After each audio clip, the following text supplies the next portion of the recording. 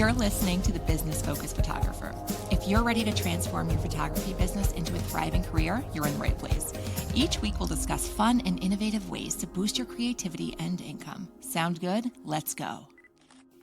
Hey, welcome back to the podcast. I'm here again, and it hasn't even been that long since you've been here, Maddie, but I'm here again with Maddie Pichon for a conversation that I'm genuinely excited about. I even have a special shirt that is apropos to the conversation.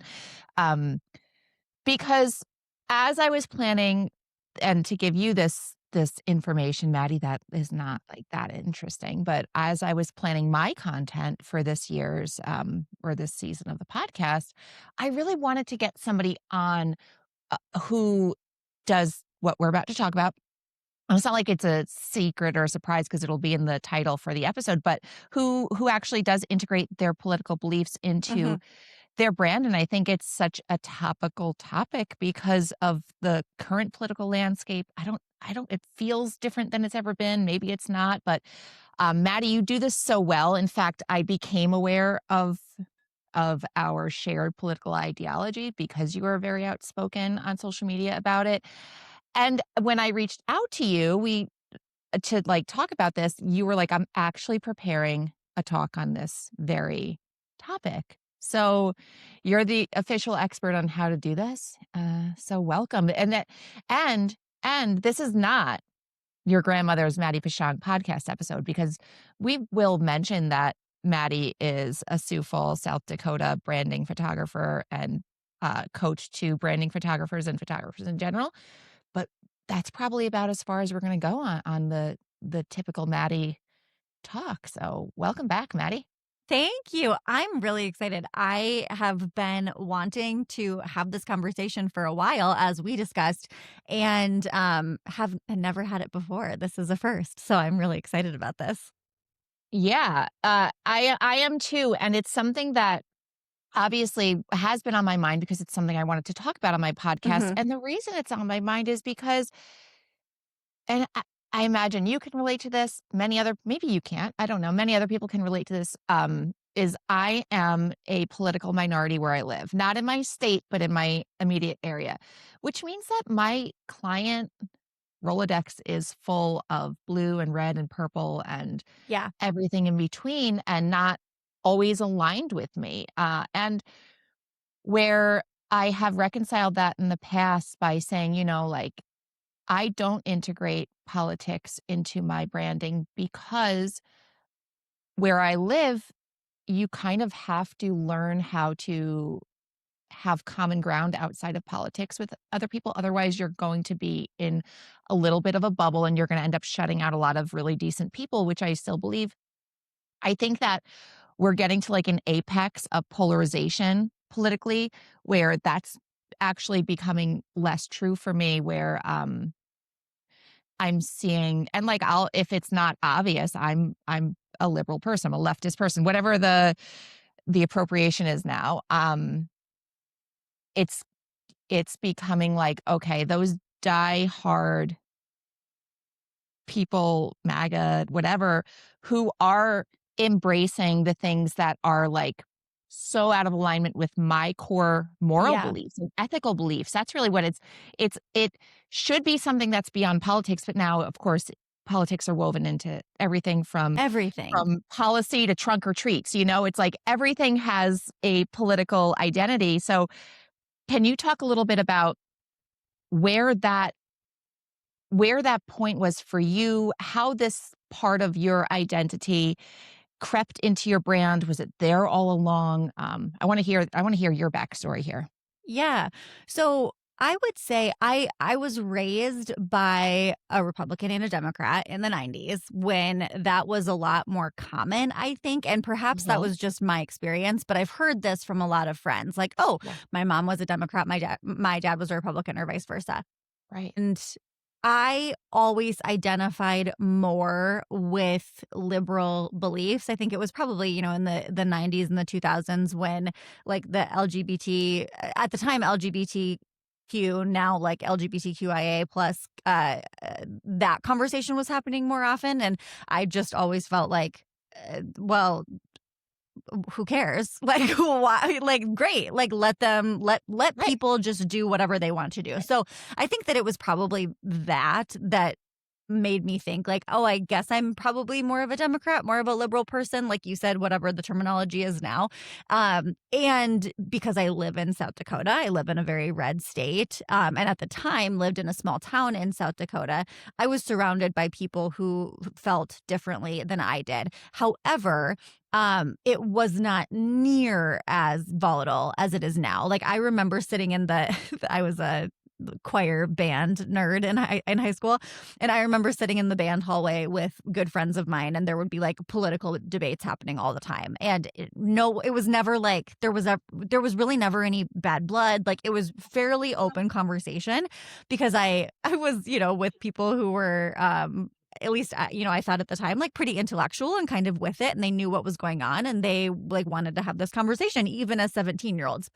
And then as I got older, it just like slowly became, and like you said, kind of the apex of, I would say, like 2020, post 2020, it seems, where it's just gotten a lot more, quite frankly, violent between the two sides of the coin. But for me, that's kind of how it started, was just like, oh, okay, like this is how I feel. And a lot of people around me feel differently. And I guess I'm just going to have to get comfortable with that. However, it's not like I was going out and wanting to have political conversations. And honestly, I would say up until the last couple of years, I was probably the person to be like, well, I don't know a lot about politics. And I think one of the good things, if you can call it that, of the last couple of years is that I've kind of called myself on my own BS and been like, okay, but you're a grown up and like you can figure this out. Like you can read a news article, you can like source information, you can look at a couple of different sources, you can ask yourself like, is this biased information? And so that has been a really good thing, I think, because I think that there are too many adults who kind of default to that, like, well, I don't really like politics, or I don't really understand politics. And it's like, okay, but you probably didn't understand sourdough baking 2 years ago either, and you figured it out. So don't give me that. It's fine. Like, I think we owe it to our society to have some understanding. It doesn't have to be a passion of yours. I hate this shit. I think that it is ridiculous that we have to spend our time on this. But as an American, I feel like it is like part of a civic duty to understand what the hell is going on. Yeah, agree, like on all counts there. And also I love that. And I think it's just such, I'm not going to gas you up this entire episode, but like, I think it's just such an impressive sign of like of high intellect to like call yourself out internally, like, wait, yeah, we can say that like I'm not political, but yeah, we can read and you had the foundation. I just had this conversation with my husband the other night, where we were talking about like, when did you like form your political beliefs? Because I was raised by people who I did not know were liberal. It wasn't something we talked about. Interesting. Yeah, my dad would say, you know what? My mom's parents were very liberal. They were because in like a time when women weren't going to college, my grandmother had a college degree, and they, my grandfather was raised by, his father left, so he was just raised by a woman. I just think that kind of can tend to push somebody a little bit more towards liberal ideology. So I knew my mom was a Democrat, but I didn't hear her like kvetching and like bitching about politicians, even in the 90s. My dad was like, I don't share who I vote for. That's private, right? Yeah.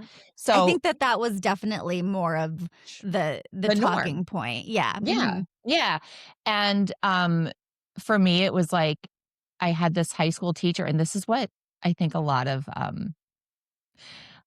Republicans hate, is that I had a high school teacher who was, like most high school teachers, Democrat, and kind of pushed a little bit of the narrative during class. But it became this, and like I said, I live in New York. I'm in a blue state. However, if you ever look at a map of New York and like what's red and what's blue, it's like concentrated in the cities.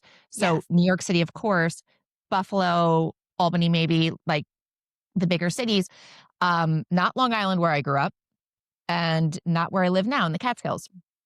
So like uh, I took what this teacher told me as gospel, and a lot of she was big on like there should be a third option, and I learned all about Ralph Nader and Yeah. things like that, and we were at war at the time. Bush W was president, and Mhm. that was a contentious time politically. I had no idea how, like, it wouldn't even hold a candle to what was to come, but Yeah, seriously. yeah, and that's how I formed, and it just became in my head like, well, how can anybody believe anything else? Then I had this boyfriend who I discovered was like listening to Ann Coulter tapes in his car. And that was like, but back then it was we were starting to see more social aspects, and it's like not it's almost silly to say that like before the 90s politics were about policy and nothing social because of the civil rights movement. Totally. And I think that this is probably an entirely different conversation, but I do think that an important thing to at least touch on at this point is so much of what is happening now has gotten, in my opinion, has gotten the attention that it has gotten because now it's affecting white people. I think that Black people and Indigenous people and just people who look differently than from you and I have been experiencing a lot of these things that now white people are experiencing for years and years and years. And so to say that Yeah. now all of a sudden the U.S. is racist and the U.S. has these issues with equality, well, no, they always have. It's just that now it's affecting people who look like you and me. And so it has this like bigger media play. And I do think that's an important thing to note because when I, talk to like my Black friends or friends who just aren't white about this, they're like, yeah, I mean, this is not new. Like it's This is new for old you. news. Yeah. I'm like, Yeah, oh my God, like how awful. that's such a good thing to bring up, and you're right, I think that is why it feels but that has, in turn, that fact has caused the majority to now have, be vocal about it, which is unfortunate that that's what it's taken for. At least now it just feels like it's more of a talking point, but it is more of a talking point. Hmm. And and so where I think like during when we were growing up, if we were running our business in the 90s or in the 80s, while you would have integrated your politics into, like, we had the AIDS movement, and I don't even know that that was a partisan thing. I think that it was like a back burner topic, and they were really it felt at least like they were really focusing on things like big government, little government, and that Hmm. where there might have been like some social things that were tied to each party, but they were never the forefront. Where now it's like, do you really want Yeah, boys in your girls' locker room? And like that's the talking right. point where meanwhile we're starting wars and kidnapping dictators and like, Yeah, and where those are the traditionally the political things. Now it this so for me, I think that's what's made the pivot from it being policy and things and international relations and things like that, which are more historically associated with like political standpoints. Now it's become this social thing where I have way stronger opinions on um that that I can't ignore anymore, where it feels like a return or a regression in human rights and civil rights and God, women's lib now. Like, yeah. so I think that for me is why I've become more reflective. I've started to like even subversively weave some of my politics into my marketing because it's harder for me to stomach. And I don't want to, like, I truly believe that divisiveness is the real enemy. And I that's the real completely agree. problem, Yeah, right? Because that is like also the strategy for those in power is to like right. create these divisions. And for me to like fall prey to that, it's like, oh, that's the oldest trick in the book, cock in the hen house. And now like who's the boogeyman now? It's because it's not Hmm. this guy who is running the country, right? Um, but it's if somebody's own morality does not step in when it comes to things like humane treatment of immigrants, women's rights, all equal rights for all people, not mocking disabled people. Like those are things where I'm like, nope, hard stop. Yeah, it's a I don't hard think I can stop. work with you. Yeah. I agree completely. And I think, it was definitely those things that you're talking about that made me more vocal as an adult, because I found myself looking around and being like, we learned about this in history class. Right? We there's actually like books that have been written. This is an open book test. Like, we know who the bad guys were and who the good guys were. We know who history does not look fondly on. And so many of those same patterns are happening again. And so for me, like, I think it started from a place of confusion of just being like, the fuck? Like, what is Yeah, actually yeah, happening here? yeah, And so that's when I started, in the last like 6 years speaking out a lot more. And it initially didn't go super well. Like, people talk about like losing followers or getting mean DMs or whatever. And like all of that happened to me. yeah. However, I will say I think it happened and granted, I've probably had over the past 6 years anywhere from 5 to 15,000 followers. So this is not 100 million people. I get that. But I will say, even at that level, it happened at a much lower frequency than I was expecting. I think I was expecting to be like blown up with negative DMs and all these Right. unfollows, and like that wasn't really the case. Yeah. And an interesting like byproduct of that is that now, 6 years in, this is going to sound like duh, Maddie, but people know what they're getting. And so it happens like typically now when I'm vocal, I gain followers, which that only started happening in the last 6 months. But find that to be really interesting that like, okay, it took some time to get here, but now I've created this community of people who either one, feel differently than I do, but know where I stand. And so, like, I guess they're in it with me for the long haul, or they'll leave if they ever decide, change their mind. Or two, feel similarly to me and appreciate that I'm a safe person to them. And to me, that has always been the thing that is more important. If you feel differently than me and what I'm posting pisses you off, I care less about that. Like, you need to do your own work if what I'm saying makes you angry.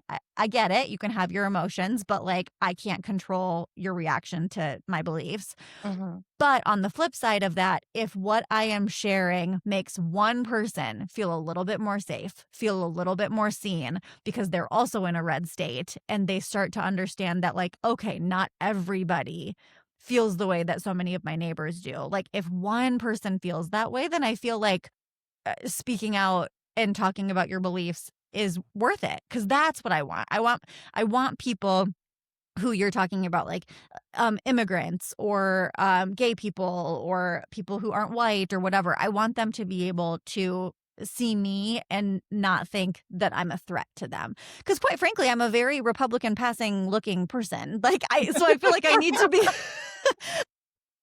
I'm a white middle-aged lady. So I feel like I need to be very upfront about the fact that, like, listen, I think love is love. I think our country was built on immigrants. I don't give a fuck what you do inside the walls of your own home as long as everyone is safe. Like, that is more important to me. I want those people to be like, okay, we're good. Absolutely agree. So I love that you touched on what I know everybody's biggest fear is when it comes to being vocal about your beliefs. And I want to revisit that. But I also want to talk about something that you mentioned before we started recording, which was giving a backbone to your content but to your brand. And why this is the time to do that, whether it's by being vocal this way or being vocal in another way that may or may not make you friends or enemies, Yeah. but just that really identifies and helps you connect. But yeah. Yeah. Yes, this has been a phrase that I've been using a lot with my students, which is what you just said, content with a backbone. And I think that that's what the larger conversation is here. Like, right now it's politics, but it will always be something. There will always be something unpopular that you believe that you should say that you're scared to say. And I think this has just kind of shed a light on it, but ultimately there's always going to be something. And in the age of AI, when so many people are using AI or prompts or whatever to create their content, which I don't have an issue with, like, at its most base level, I don't have an issue with. Right. But what it's done is it's turned social media and this like content sphere into a total echo chamber. And like you can tell when content has been written poorly, at least by AI. You Yeah. can tell when something has been regurgitated. You can tell when something is not like authentically from that person's voice. And I think that that is a bigger issue of like maybe it's not politics, but like sometimes you're just going to have to say the unpopular thing. And in my opinion, that is brand building. Like, and that's what I'm talking about day in and day out is like, how do we build your brand and how do you become a thought leader and how do you become the person that people look to and like value your opinion or at least know that you have an opinion, you know? And if we're like constantly regurgitating all of the same content slop that's out there, that's not happening. Yeah. Yeah. So maybe not talking about how you're going to capture precious memories and Yes. emoji. Yes. It's not this, it's that. And it's like, I am so nauseated by, I think there's a time and a place for AI, and I use it I do too. probably Totally. most days. And it's Mhm. like honestly, whether or not you wanna be using it, it's just everywhere. So It's it's so everywhere. many Mhm. platforms are running on it in one way or another, and that's whatever it is, but you're like, you are showing up, you are a personal brand. You know, like you're probably not running a Life Touch style photography studio. You're probably you. You're probably Your Name Photography. So why are you putting this middleman between you and your audience that's a fucking robot? Like that's sorry. I know. I think our fuck count is at 4, which I Yeah, think is like great. this is your chance to show people who they're gonna get, and I Yeah, know we get fatigued by having to come up with this with copy and what we are gonna totally. say, but it's also, like, a great exercise, and the more you do it, the easier it is, and that sort of thing. I think it's Emily Woodall, um, posted something recently that basically triggered this whole sequence of thoughts for me. And Mhm. if she's listening, I should just send her a DM to let her know that she really helped me process this better. She was like, what's the point of having values if you're not going to stand behind your values and stand up Yeah. for your Oh, that's values?" good. Yep.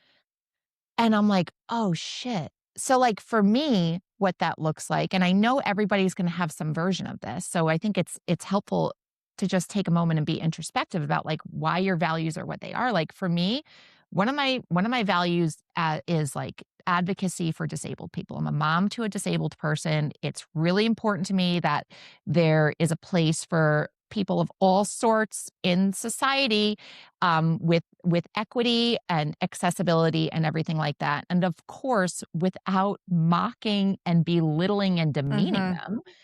So Mhm. there's that one. The other one for me is immigrants. I used to be an ESL teacher to refugees. I mean, I dare anybody who is like cheering for ICE to go and take a course on I don't know, African history, South American history. Like this was one of my degrees in college of multi-ethnic studies where I learned so about not just the Holocaust, but there were genocides all over and continue Yeah. to be. This Mhm. is why people want to leave their country. So do you really think the majority of people coming into this country are like rapists and felons? No, they're like people risking their lives to create a better future for their children and understanding that the rest of their lifetime is probably not going to get much better because they're going to be living as foreigners in a foreign land, but they're doing it for their children, for their Yeah. so I think there's like so much admirable there and just human rights in general. And so like figure out like why you care about the things you care about and then yeah, like Emily said, if you're not gonna stand behind your values, then why do you are they really your values? Absolutely. And so much of this conversation that we're having today is like talking about the politics of it all. But I also like I'll challenge my students to say the unpopular thing when it comes to their business too. Like a kind of a silly example in brand photography is I will like encourage students to talk about how they believe that brand photographers should not just show up and shoot. They believe that that's not brand photography. Brand photography is when you have a plan, when you've done a strategy call, when you understand your client's business and it sounds like kind of a throwaway thing, but that even makes them nervous if they're not used to speaking their mind on social because they're like, well, what if somebody reads that and that's how they do brand photography and now they feel like I'm talking to them? And like our minds just kind of go down this rabbit hole of like, well, what if, what if, what if?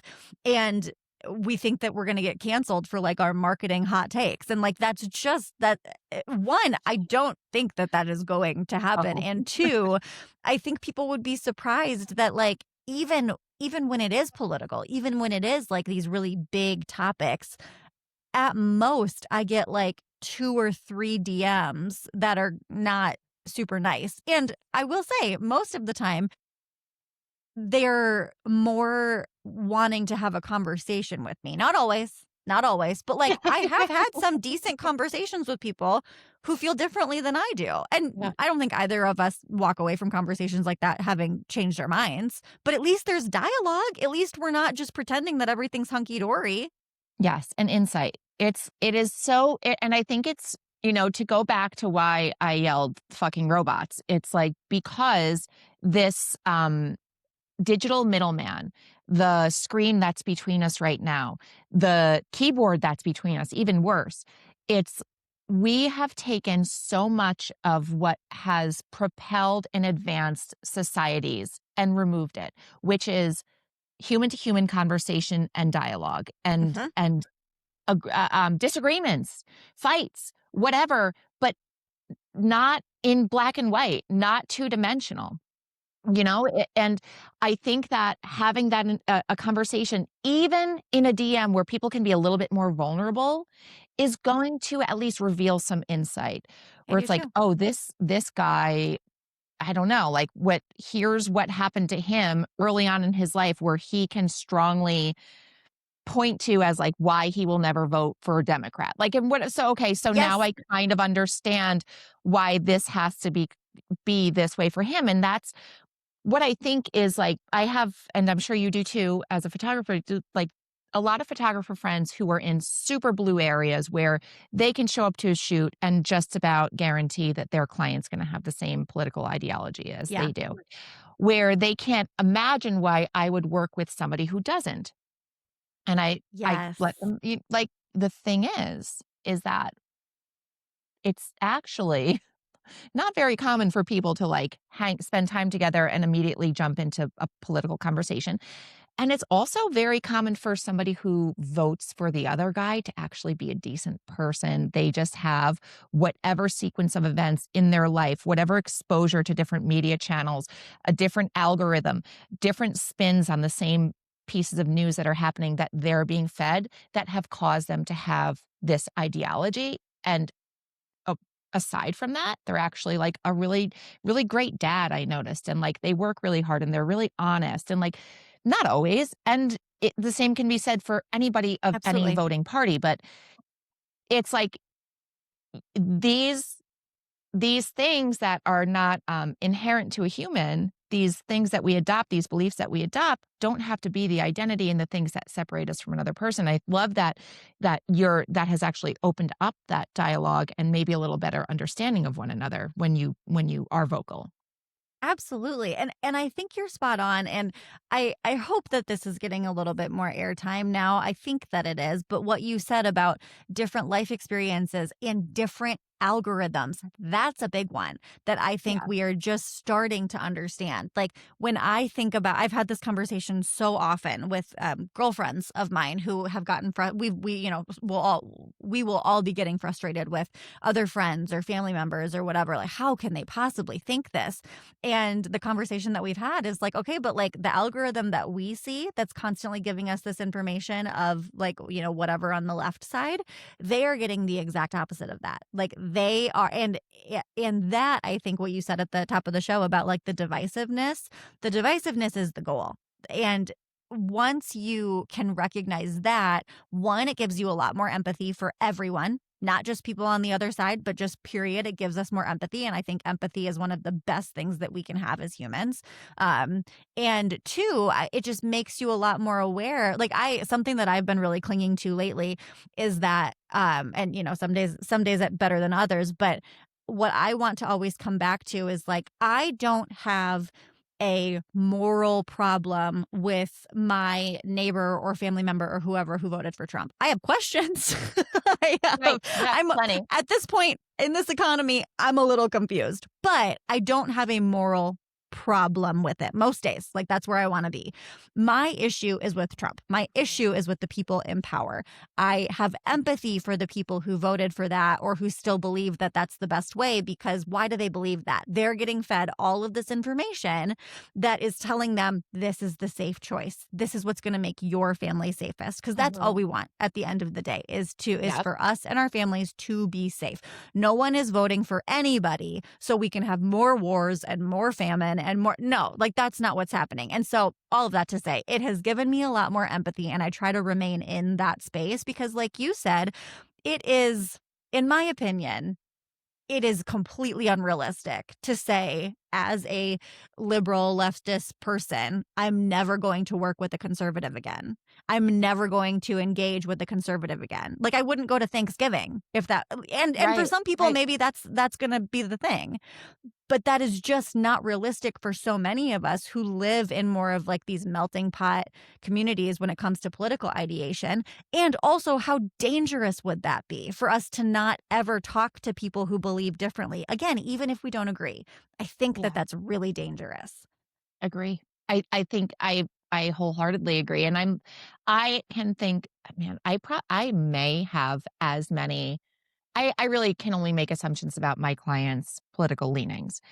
Of course. Um, but living where I live, I can make pretty safe assumptions. And I probably have at least half. Like it's probably split half and half, if not more, weighed heavily in the direction of Republicans.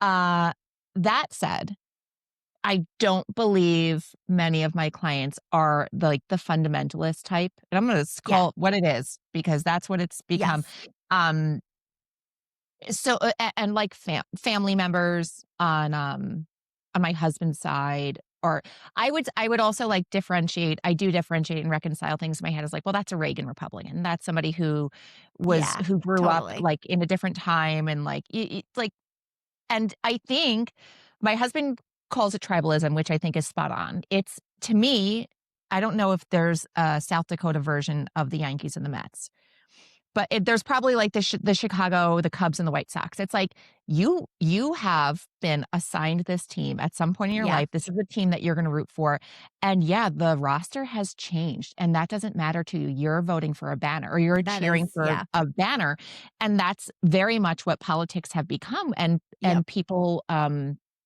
it's like there can be so much cognitive dissonance when you're rooting for baseball to like justify why you like the team that you like, even if like maybe your favorite player from that team is now playing for the other one like that. So it's never Yeah. the people, it's the identity. Um and regardless of the behaviors and the actions and what else has evolved. And I think that's just what politics are for so many people. And right, I don't begrudge a human. I don't begrudge my neighbor who has that ideology. My grievances are way higher up than that. Yeah. Hmm. I don't think my neighbors are the ones who are out, well, doing the things that are really upsetting me right now. So, Yeah. I now all of this said, and I think most people believe what we believe as far as like, we don't want to be divisive. We can see the good in all people and truly can and can reconcile these two things. Like these two things can be true sort of mindset. That's a whole lot to put into your marketing copy. And Yeah. it's not always believable. It doesn't, and it's always kind of awkward to say. So how are your politics showing up in your marketing, in your branding, in everything that everywhere that you show up publicly? It's been kind of a slow burn because it's not that I have always been super confident with this. Like I live in I live in a relatively, or have lived in a relatively small town in a red state in the Midwest. We don't talk about politics. Like, that's just not part of the vernacular. And certainly it wasn't 6+ years ago. So it's not like I have been so confident voicing my opinion from day one, especially because, like I said, only recently have I known more. Like there were a lot of years where like I didn't know about history and government and politics and all of that. And so it started with just like very subtly either on Instagram, yeah, typically Instagram stories. It was never anything, and for me like that was kind of a way that I was keeping myself safe, was like, I'm going to put this on stories where it disappears in 24 Yeah. hours.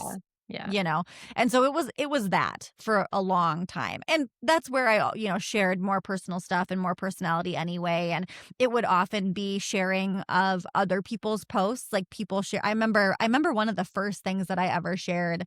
I think it was probably during or before something like the overturning of Roe v. Wade. And I shared a post from a heartbreaking post from a woman who had to abort like a much wanted pregnancy because it was killing her. And I shared that and was just like, this is what I'm asking you to read. Essentially like, I just want you to have empathy for understanding that like, this is not a black and white issue. And so it started with little things like that and has just gotten more and more pronounced over the years. And in the past couple of years, I have been using Threads really personally. Like my Threads has almost no photography on it whatsoever. Same. Because I've just been using it as like an unhinged playground. And it was actually, I have to give credit where credit is due. It was my social media strategist who was like, we should start putting some of your threads on your feed. And I was like, the fuck we should, Jaden. That is a recipe for disaster. I do not think we should be doing that. I think I'm going to lose all of my clients. And she was like, I think you're going to attract people who want someone like you to work with. She's like, and you're probably going to lose followers too. But I think if we're talking about bringing in more people that you want to work with and are really aligned with you, that's exactly what you should put on your feed. And so that was only something that we started experimenting with in the last like 6 months or so. And she was right. That's exactly what happened. I would say that the majority of people in my program think very similarly to I do. I know not all of them do, but at least they're, open to it because they know where I stand. That was the other thing, was like, yes, I have lost clients from this. I know that I have. However, do you mean more like photography clients than coaching clients? Yes, definitely photography clients. And also I assume some coaching clients, like kind of like you said, like I don't know for a fact, but I think that probably for a couple. But my thought has always been, I don't want this to be like a bait and switch situation. I don't want them to pay me $3,000 and then find out 6 months from now that we are aligned very differently and they don't want their money going towards someone like me. Because if it were reversed, I wouldn't like that, quite frankly. Like, yes, I want to have open conversation and dialogue, and I'm open to working with people who believe differently. And I believe in the power of a dollar. And I want that money to go towards someone who I trust to do whatever with it. And I think other people have similar thoughts. And so that was why I think that's what I come back to often, is like, I don't want this to be a bait and switch situation. I want people to know very firmly where I stand so then they can make the decision that they want to make. And so that was another reason for bringing it more into like it sounds very like trite, but bringing it more into my feed, because I wanted people to be able to scroll and be like, oh, okay, this is what she thinks. And like, here's what I think about that. I think there's so much integrity in that. It's not just you being loud about your opinions and about things that maybe not everybody wants to hear, but exactly. And it's funny because I made a very similar post recently, or a post similar to this thought process, where it was after Trump had mocked Gavin Newsom. And he said, something along the lines of like, we should never have a disabled president. Like, he's dumb. Like, wow. Okay. And it wasn't obviously his first or last time speaking this way about about disabled people. And I had similar I made a similar post too with RFK's whatever he said that was so poorly worded about autistic people. Like I said, my disabled child is autistic. So it's like, and not profoundly autistic, but enough that he'll probably need lifelong Sure. support. But Yeah. regardless, it's like, we're working so hard to create more space at the table for neurodivergent people and people who do things differently, and we're recognizing what, all of these strengths of having a more diverse population when it comes to neurotypes. And of course, like that, the humanity behind it, that these are human beings that we're talking about. These are people that we love and have feelings and whatever. So I made this post that said something along the lines of like, before you give me any of your money, you need to know who I am. And this is who I am. This is what I believe. And I actually am not interested in hearing excuses or that there's missing context to these commentary when our leader mocks and demeans repeatedly Yeah. the disabled community. um we're probably not a good fit if you are okay with that. And I got more followers. I checked. I checked to Isn't see, that like, funny? is this a net gain, or am I no, I didn't lose any followers, and I got more followers, and I got so many people in the comments and in my inbox, and not that that's what I was after. I was genuinely looking to be like, "Okay, this is a hill that I'm dead on this hill. Like, this hill, like, this is it. This is where I live." And, it's really important to me that if there's people that are on my client list right now that are shaking their heads along with the president, they need to know that we probably can't work together anymore, because this Yeah. is just nope, can't do it. So, but instead, it revealed a lot of the people who I do believe to be Trump voters, who I do, might love RFK, whatever, were actually in my inbox or in the comments, like saying, couldn't agree more. You're, whatever. Thank you for saying this. Yeah. And then, like, I think there's a lot of bad about all these social things that are brought into politics now, but I think the good is that it's helping us bridge these I gaps where totally it's like agree. party gaps where it's like, okay, we can agree on this. We can agree that this should not. So, I totally agree. And anyway, I think yeah. it's showing that we were more fractured than we thought we were. And so at least now we are having the conversation, because I Yeah. think we would have gone on for decades as we had and just been like, everything's fine. Nobody's racist. Yeah. There's nothing, nothing is broken with immigration. Like, women have all the same rights. I think we just would have gone along and like swept everything under the rug. So it's heartbreaking that it had to get to this point, but I firmly believe that something good will come out of it. I just hope that no more people have to die in the process. And unfortunately, like, that's Yeah. the reality of where we're That's a at right pipe dream.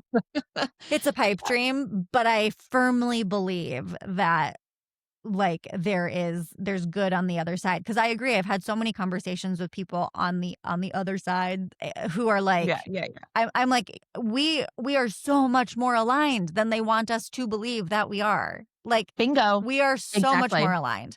Bingo. Yeah. It really is. You probably know who Alex Hermosi is. And Yes. I kind don't of got follow that. him, but I know. Yeah. He's a little bit manosphere, but he's a Hmm. marketing genius. And Yes. he talked about a conversation. He doesn't share his politics and whatever, but he talked about a conversation he had with a coworker in person, where this person was um, polar opposite of him as far as like voting party goes. And he said, the thing that I discovered is when we talked about the same issues and where we were getting our information, it actually turned out we believed the same thing. But the way that everything was spun and presented to us made it seem like we were not in agreement over these things. We're like, I have to believe that most people are decent. Yeah. I would I think agree. there's like way more pedophiles than I thought there were. Like, Yeah. That seems like something we like should have known more about. Yeah. that I would that agree. flipped for me, but I still think like most people aren't bigots. Like, I think there's Right. like there is an ingrained subconscious uh bigotry that is just part of being part of the oppressive population that it's hard to undo. Hmm. But I think like, surface level, most people are not bigots. Most people are not racist. Most people don't hate, an immigrant just because they're an immigrant, or like things like, I think most people I think it's just like, how is this boogeyman presented to you? And like, did the person selling this to you tap into your fears? I've always kind of said, and I still believe that I I I think Trump's IQ is actually really low. I think he just has a ton of money that can buy a fantastic marketing team. And this marketing team did their market research. They figured out who the untapped, unvoting demographics were, what their fears were, and they just spoke to them. I don't think he has, and this is a little bit divergent from the party, and it's not a neutral opinion. Like, Mhm. disclaimer, this is not me being neutral. Yeah. I think that like he is probably actually apolitical. Like he's Mhm. probably pretty neutral when it comes to things that he cares about and he believes, but his religion, his politics are just like money and power. So like how he can get more of that is like to tap into the people who have not been voting, the people who are so afraid, these bases that can have viral effects on their adjacent bases. And I think that's what happened there. So as we are taught as marketers is to like figure out what problem you're solving for your audience. That's all that really has been going on, to us as constituents is like, they figured out who our boogeyman is. They figured out who we're afraid of, what we're afraid of, what our biggest fears are, and they created an antagonist that only they can and only they are aware of, like, Yes. eliminating, and it's this big freaking fairy tale. It's a Yeah. story. It's a narrative, as always. Yep. But, I And don't know where I was I going with that, but No, well, I completely, yes, I totally agree with you. And I think that for me, what has been helpful and important is the like learning more about what is going on politically, because so much of what we are fed through the media and like in like kind of the talking points is really highly emotional, right? That's why it does really well, because people get Yeah. really, really fired up about it. And so some of the conversations that I have had with friends of mine who are conservative, like we will be saying the same thing. I agree that if somebody has been here for their whole life and they came here to make a better life for themselves, they shouldn't be deported just because of XYZ. And Right. so, and again, this is not a neutral statement either, but what I have found to be helpful is understanding more about the policies that got us here. So I can then say, okay, I hear you saying that. Do you know that the person you voted for specifically shot down a bill that was aimed to do X, Y? You know what I mean? Like, so I think the more that we know about the facts of what is actually happening, which can be really difficult to get, quite frankly, because so many news articles are aimed at Yeah. emotion. They want to stir the pot. They want to stoke the flame. And so the Yeah. more that we know about like what are the facts, what are the policies, what are people voting on, how are your leaders in your state voting, so we can have those conversations of I hear you. I hear that you and I feel the same way about immigration and how people should be treated and all of those things, but you are voting not in agreement of that. Like, do you Yeah. understand that? And I think that while that's a really uncomfortable conversation to have, and people, not everyone maybe wants to have that conversation, I think that those are very important conversations, because that's where I can speak from experience. You start to see people's gears turning of like, I didn't know that. I didn't Right. know that happened. I didn't know that was something that was on the table and they ripped it away. Yes. Yeah, I love that, and you're right that it's getting so hard, like, the facts even needs to be like, facts should be black and white and with, like, completely, like, Yeah. without contest, like, this is I damn it, saw I saw a there's a social media squirrel. post the other Oh, what? There's a squirrel. I'm not concerned with a squirrel outside my window, but my dog is, so if he starts barking, Of I'm just course. gonna mute. Sorry. That's Continue. totally fine. No, I saw a social media post the other day of someone, I don't think it was political, but I don't remember. And they were stating facts for their argument.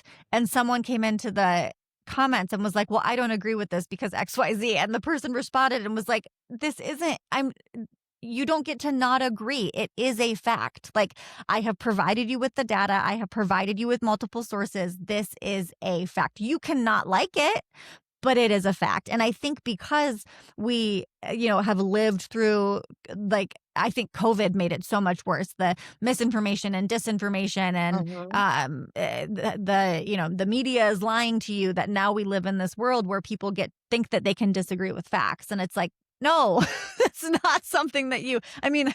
Well, that was That's that was by frustrating. design. That's Yes, not 100%. an accident. And it's like part of like the fascism playbook. It's like, first we need to debunk everybody that was bunkable before. Like, we need to go through and like, we can no longer trust scientists. They're just being paid by whoever. And Yeah. we can no longer trust teachers because they're blah, blah, blah. Meanwhile, like, y'all have lobbyists, like foreign lobbyists. Right. Like, who's got the special interest now? Is it that nerd who's like graduated from MIT who is just fulfilling his life's passion and like doesn't even care about money? Or is it you who's obsessed with the gold toilet? Because I think we got our lines crossed here.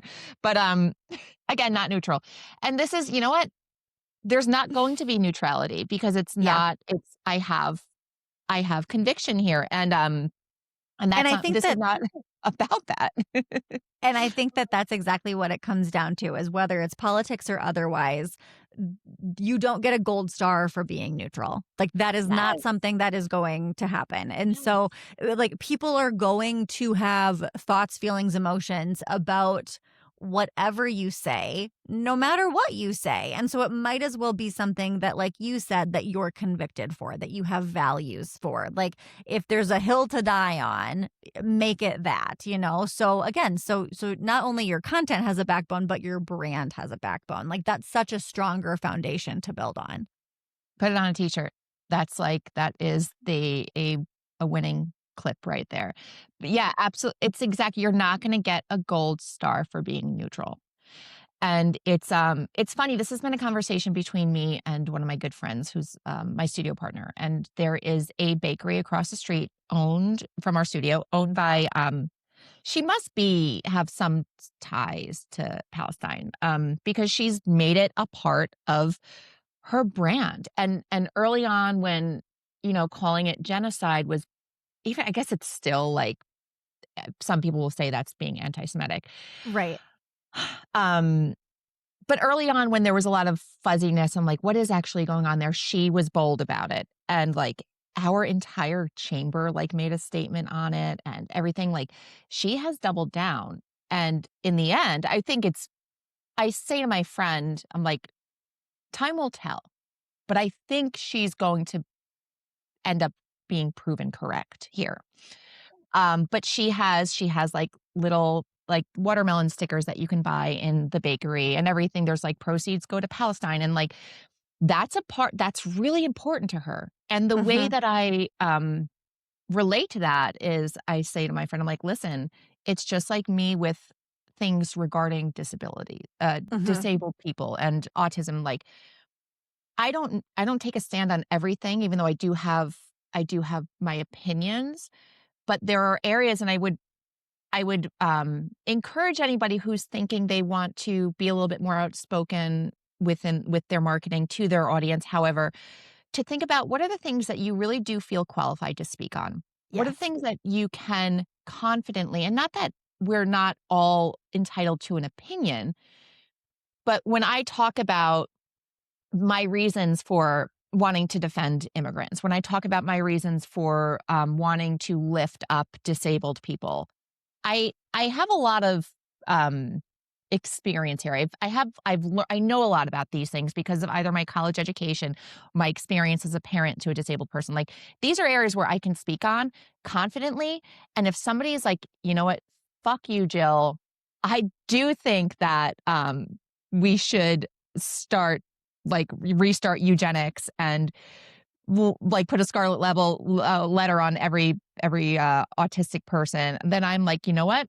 Fuck you right back. Like, that's how, like, so like, pick the things that you feel so strongly about, that you feel capable of speaking to, where if somebody is in such disagreement with you, you also don't want to to engage with them either. I don't mean to say like, look for those places where you can draw a wedge, but like, if you are looking to bring a backbone, to build a backbone in your content, in your marketing, in your brand. Start there. Start with something that you are totally comfortable and feel 100% convicted in speaking on. Completely agree with you. And I think that that's such a great tip, because I think that the other side of this is people think when they start speaking out that they have to have something to say about everything. And I think part of that is a little bit of like the not so great side that we see on social media of people. I've definitely seen some content that is concerning from the DMs that like influencers or big accounts will get. Well, you haven't spoken out about this, or you haven't shared your. And I think to an extent, again, we want to know where our dollars are going.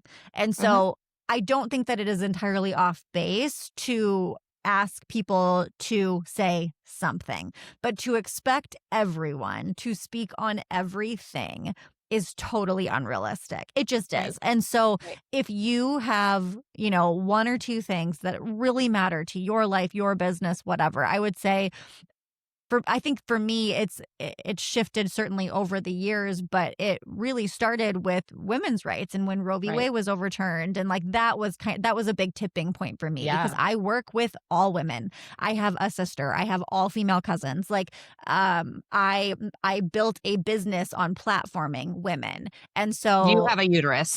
I have a uterus. Look at that. I think so. I think you have a uterus at least. Yeah. So like it just felt disingenuous to not talk about something that was affecting like everyone in my community. And that's where it started. And it's certainly transformed since then. And I've gotten more involved and more passionate about certain things because of everything going on. But I think that is such a good tip. Like if there is something that you feel is important to you, just focus on that and really get smart and get vocal about that thing. Yeah. And so what other advice, I should try to wrap this up, but what other advice do you have? Is there advice that you give your students about putting this backbone into their content, into their marketing, when it feels so scary? Because it is scary. It's scary to lose clients, or to make it harder to get clients. Yeah, it absolutely is scary. And I think that, something that I will often say to them is like, I don't know that it gets not scary. Like, I suppose I care less about the negative effects because I think just like building confidence in any other area of your life, you do it, you realize you didn't die. Okay, I can do that again. Yeah. And it's the same for this. I post something a little sassy. I post something political.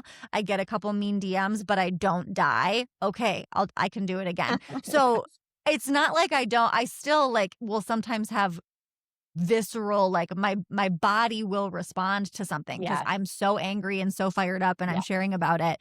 And I am scared of the pushback from that. But the confidence building has always been worth it. Having people who, again, see me as a safe place has always been worth it. And that's more what I come back to. Like I have a woman I should just say, I have people in my program right now. I have somebody who's the mother of a trans child. I have immigrants. I have people in different countries from the US who are looking at the US like WTF is going on over there, but they know that I'm a safe place. I have people who are, who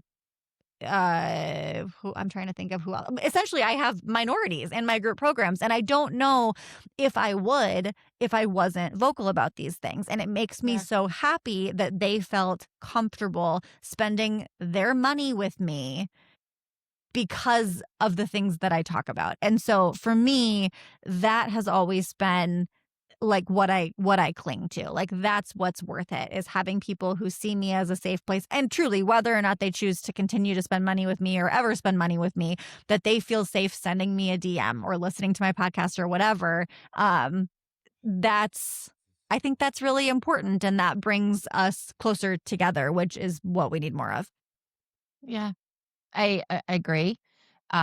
This is a tough time to start being vocal about anything. But I hope that this has given some people confidence to integrate a little bit of those parts of them into their business, because like we said earlier, you're probably not running a giant studio of hundreds of photographers. You are the brand, and you are the person showing up for the most part. And it is important for people to know where their money is going to. And I love it. I personally will pay more to support a business who is aligned with me in the ways that matter to me. And I think that's true for many people. Like, I mean, how many big brands were canceled in the last 6 years because of Colin Kaepernick, or, like these things people will be like, and I'm never wearing Nikes again. In fact, I stopped buying New Balance, and they were like the only shoes that fit my husband for a while.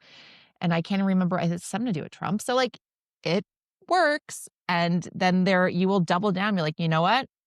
Patagonia, you will always get my money, even though you are so fucking expensive. You will always get my money because you have consistently done what's right in my eyes. So like, it is powerful. It is. Yeah. All right. I'm gonna wrap it up with a little levity here, with a lightning round, and hopefully there's some levity in here. I think there is. Okay. We have to find the levity. It's all a joke. It's not, but sometimes I look around and I'm like, truly, what's happening? For real. No, it's there. It's somewhere. Yep. Okay. And so is the note with my questions on it. Here it is. Okay. Number 1. I know you're a Swiftie, but Beatles or Rolling Stones? Oh my gosh. Beatles. Yes. Correct. No. Correct. Okay. You are correct. That was the correct answer. Sorry, Mick. Bernie Sanders or Ralph Nader? Bernie Sanders, just because he is just he's like a cartoon character. Is that disrespectful to say? He's such a grump, and I just love it. Well, remember when he first became super visible, I was like, that's Larry David. Like, what are we doing? Like, that's Larry. Yes. And like, look at the hair, and like, he's the best. I love him so much. This is Bernie sitting right here behind me, actually. That's Bernie. He's my 2020 consolation prize. Oh my God, that's hilarious. Sure. This one, I know the answer to this one, but Trump or George W? George W. Yeah, I know. Who'd have Trump or anyone, honestly. Trump, or who would have thunk? Stanley would put it. Stanley from The Office, a mop with an upturned bucket for a head. That is. So the bucket for sure. Here we go. Favorite T Swift album? Oh, this is a hard one, but my answer lately. This is what the people really need to understand. My answer lately has been Midnights. I love Midnights. I love Pop Taylor, and Midnights had like some good deep cuts. I think Midnights, I Will Die on This Hill, is a breakup album, and so it had just the right mix of like pop, fun, girly Taylor and like deep cut Taylor, and I love Midnights. I'm sorry for asking you such a difficult, contentious It's really question difficult like because that. also, like, if we're talking about best album ever, it's probably Folklore because Why? so I could write a I'm not dissertation. I don't know her catalog. Like, I can sometimes pick her out on the radio. Folklore won. She's had a few albums win album of the year, but Folklore was one of them. And Folklore is probably my only, like, ever no skips album. Like, I listen to it front to back, no skips. I don't do any other order. You can't do any other order with Folklore. The order is literally perfect. Like, it's just so well done. Everything from like the musicality of it, the lyrics, like how one song goes. It's perfect. Is it? But I'm not always in the mood for Folklore. Well, it sounds like it's a commitment. It is a bit of a commitment. There's a time commitment there. Yeah. Yeah, that's true. So is it a concept album? Like, does it like is there a story that in a succession of tracks that, like you say, you need to listen to? This is terrible of me. I can't remember if she considers it I don't think she considers it a concept album, but it was the first album where she said it's not what's the word, like autobiographical. Like, there's other, it's not one big story, but she pulls in like other people's perspectives and stories, whereas previous to that album it was very like, this is my life, these are my experiences, these are my stories. And Folklore is like other people's stories, which is really, I mean, that's why the title Folklore. So that's really interesting. Yeah. That is interesting. Wow. It's so Okay. good. All right. Another tough one. Maybe not. Dogs or cats? Dogs. We just got a Yeah. new little puppy and Who she did? actually we did. We did. Yes. We had a 14-year-old golden retriever who I lived a very know. long life and sadly died a couple of weeks ago. So And we thought, sorry. well, we'll like wait a couple of months before we get another dog. And Yeah. we made it like a week and we were like, this sucks. It's terrible. Let's get a puppy. No, so we So talked about this, and what I had my soulmate cat yes. die last June, and it was like I It's also did awful. not wait very long. I think I just needed, and I don't think it had nothing to do with my relationship with the cat, like, before. It was just like I maybe I just needed that distraction. So what kind of puppy did you get? So my husband will only ever have golden retrievers. That's what he grew up with, and so we Oh, have yeah. we will have golden retrievers, and so we have a golden retriever puppy. Her name is Maple, and she's so How cute and so cute. sweet. How And she really cute. has. I mean, we've had her for like a week, not even a week. Oh my But she goodness. really has been so great. Like puppies are a lot. Like it's the Yeah. the middle of the night to go to the bathroom and all of these Yeah. things. But like she's been sleeping really well and like starting to acclimate to her kennel and her little playpen area, and she loves playing with my kids, and I'll sit on the ground and she like runs over to me and sits in my lap and it's the cutest thing ever. So I love her.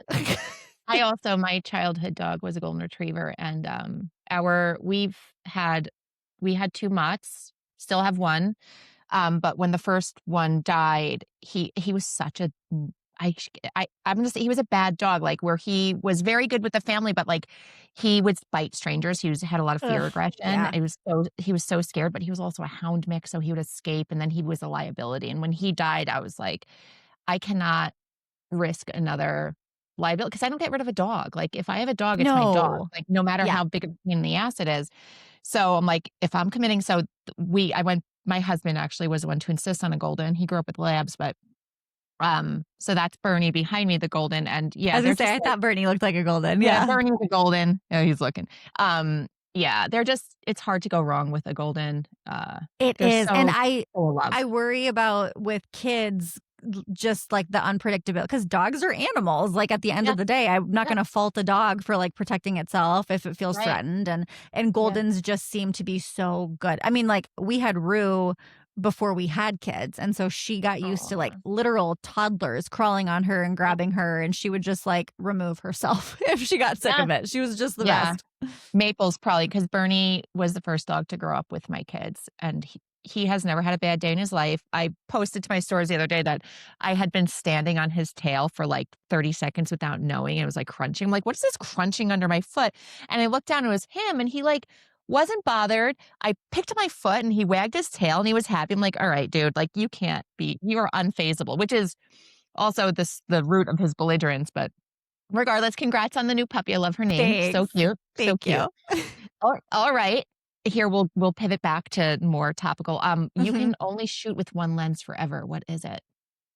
Um, I have it right here. The 2875 2.8. So it's like the 2470, but $1,000 cheaper. What do you shoot? What system? Nikon. And it's a Nikon lens. What? I shoot Yeah. Nikon, that 28 to 74? 28 to Wow. 75.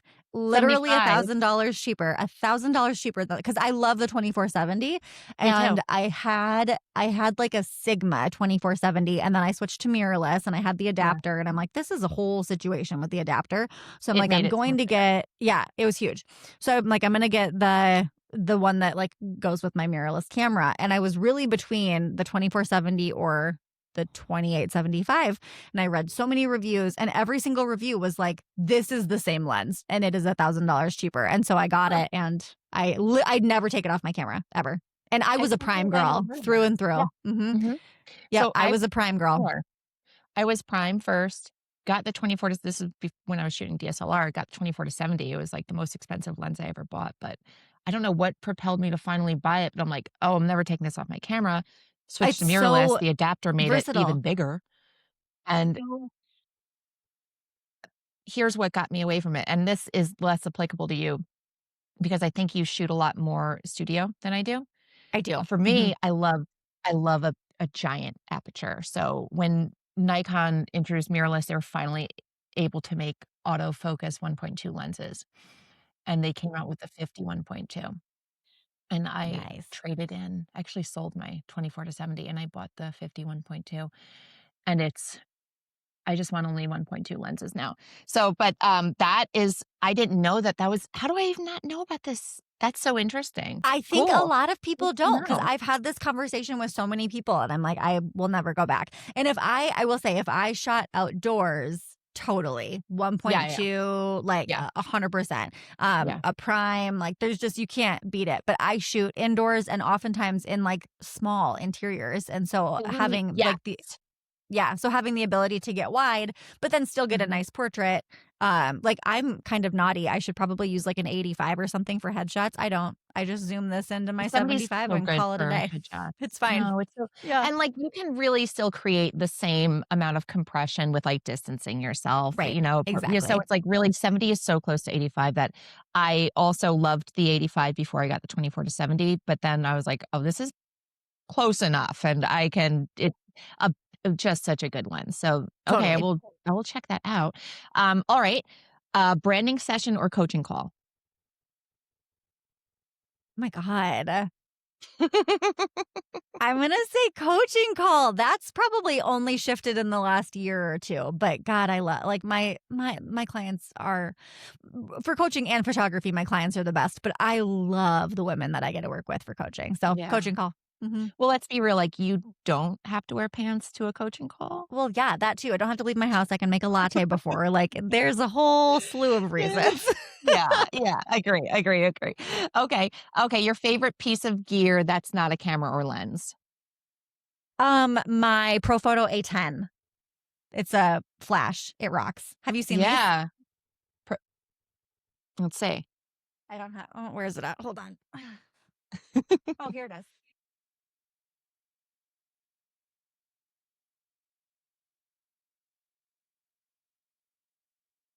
I was always very intimidated by flash as a wedding photographer, Sure. and that changed when I got the Pro Photo system, which I will say the Pro Photo system is so expensive, and that is really unfortunate. But Right. it's so easy, it's so intuitive. Most of the time, because I like a lot of the brand sessions that I do have to be at least elements of them have to be kind of run and gun. So I will just put this directly on my camera for just a little bit of fill. And instead of having to deal with like the fraction of it all, it's literally just a number that says how high powered it needs to be. And then it has this nice Whoa. little dome on top, which I pretty much always Yeah, have that's on a there, cool diffuser. Mhm. which is the diffuser. Yep. That's It's nice. also great. I have a click softbox. So this can click right into a softbox, and I'll use that for on location headshots. I can put it on a stand. In the case, it comes, this is like an ad for Profoto, but I do love it. It Oh, no, comes man. with this little stand. And so I can like set it across Yeah. the room. Yeah, it's awesome. I love it. I have two. They're great. I recently, I'm not primarily a Flash user, but I do know how to use Flash, and I have an Einstein, I have a speed light, a Nikon speed light, what is SB 700 or something like that, and Yes, then that's I what I had. recently Yeah. yeah, I recently bought the Godox, gosh, I don't know, it's the one, it's literally the size of a soda can, it's wireless, so it's on a rechargeable battery, and it can go on a stand in a diffuser, or you can just put it anywhere. And then with the Godox, transmitter? Whatever it is. This is not I'm illiterate when it comes to Flash, but I No, can I get hook it it. up to communicate with both my speed light and Yes. the Godox. So, like, I can have these multiple lights, and it's so fun and it's nice. It really opens up opportunity and ability to figure out an artificial light situation that can work for you when you need it, and yeah, A agree, it was lot. intimidating for me. Yes, I have a lot of students who use Godox instead of Profoto because it's a Yeah, lot more affordable, and I've heard it's yeah, excellent. So, like, if no you want complaints. to Yeah, experiment, I think Godox is mhm, a really great place to start and yeah, potentially even stay there because it's very affordable, which we love. yeah, yeah, yeah, I agree. It's fun to have. I love these little, fun toys. Okay, your favorite piece of software that's not for editing, Not for photo editing, not for photo editing. Descript, video editing, but I use Descript for my podcast. and Oh. it's great. So I record my podcast into it, and it's an AI editor. So you edit the transcript and it edits the video. Instead of like clipping the video, you just are like, take this word out, take this sentence out. And it's the coolest thing ever. Oh, so we're recording on Riverside now, and that is Yes, actually something you can do in Riverside, I believe. Maybe it's not the it same, but is. it's okay, yeah, I can just go in and highlight the stuff that, like, maybe or maybe not, I'll remove when my dog was maybe gonna bark at a squirrel, like, that sort of thing. I can, like, search squirrel in the transcript and then highlight it, edit it, and it removes the video, and then it just fuses it back together, yeah. Yes, that's Descript does that, and then Descript recently bought Squadcast, which is a competitor of Riverside. I do think Got that it. Riverside is better. I think that Squadcast will get there, but I love Descript. I'll even take like talking head videos that I create and pop them into Descript because I like how it does captioning. Like I really like it. Yeah. Oh, that's such a good I should do that. Very cool. I don't even know. I did very little research when it came to deciding on this this platform, but it's working. Okay. So as a mom who lives in a snowy state, do you prefer a 2-hour delay or an early dismissal? A 2 hour delay for sure. Same. Same. Yeah, a Yeah, I hundred want to sleep percent. in. An early dismissal, I'm like, for the love of God. Same. Yeah, same. Agreed. Yeah. Same, same, same. Okay, ocean or pool? Pool. Yeah. And as somebody who grew up, like, at the ocean most days in the summer, pool. Yeah, I Yep. like to see my feet. Yeah. That's yeah, Yep. and, like, I don't worry not about what's in a pool. I don't worry about, like, the salt. I don't worry about I'm not a sand person, really. Like, I yeah, love the idea of an ocean, but I love a pool. yeah. I yes, and now with global warming, the sharks, like, we never had sharks. Like, I went to the beaches in the Hamptons, and it wasn't a thing.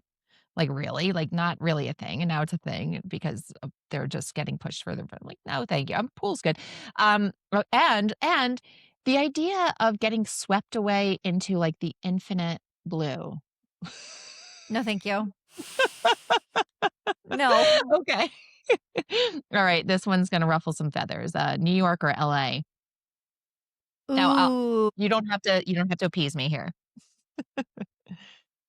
Such different energies, and I haven't been yeah, I haven't been to either in years and years, but I feel like New York is so, high energy, go, go, go. LA is very laid back, chill, and so, like, I think it would depend on the mood that I'm in, but I will say Yeah. right now, I am not just saying this, I am craving a trip to New York. I really wanna Yeah. like, I'm like, there are too many Broadway shows I'm missing out on.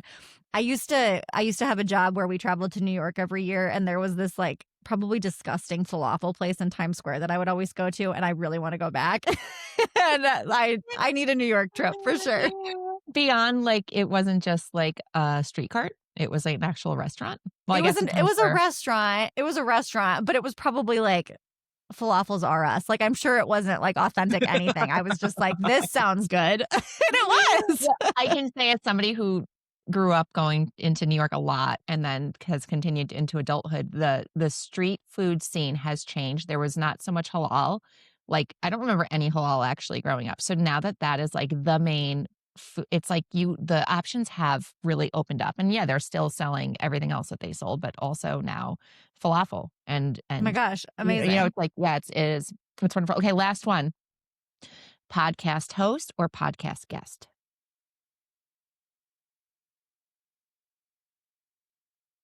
Well, podcast host because I, can just like blab on and on about whatever my heart desires. However, if we're talking about like a podcast episode where there are two people, do I want to host the person or do I want to be the guest? Guest all the way. I'm not a good interviewer. I'm not. And I told you on the first time that we interviewed, you are such a good interviewer. That's And so I funny. Thank you. envy that skill set because it's really hard. It's hard to be a good interviewer, to like listen while at the same time like knowing what you're going to ask next and leading the conversation, and like that is so challenging. So if I can be solo, I'll host. If there's a guest Got it. involved, I need to be the guest. Got it. My secret, I'm nosy, Tell and me. I mean it. That's all it is. I'm I love nosy. that. Yeah, I'm just nosy. Oh, Maddie, um, Can't imagine you won't be back. This is wonderful again, and I'll come up with another excuse, but I really appreciate you coming on and talking about something that was pretty vulnerable and, but I think that also needed to be said. I don't know that this is something that's spoken about enough, and I'm so glad that you are pioneering I'm gonna say you're pioneering it. You're pioneering this topic of conversation, and where can people learn from you, hear from you, here, especially this upcoming talk, this potential talk that you're working on, and all Yeah. those things. Well, thanks for having me. And I really appreciate getting to have this conversation candidly. I think it's a really interesting topic. I am very active on Instagram at Maddie Pashong. My podcast is called Take It Personally, and I will likely be kind of discussing this in upcoming episodes. I always kind of do random topics throughout the summer. And so this was something that I thought would be something good to work on. And I will hopefully be giving a talk, at least locally, on kind of polarizing content in your business marketing sometime in May in Sioux Falls. So stay tuned for that. Super duper. Hey, that's awesome. I hope that I can get access to that talk, and I look forward to talking with you again. DMs are on here or everything in between. Fabulous. Thank you for having me. You're welcome. Thanks, Maddie. Bye. So until next time, keep shooting, keep creating, and keep building the business that supports your dreams. Have a fantastic week. And remember, in the business of photography, your creativity is your biggest asset.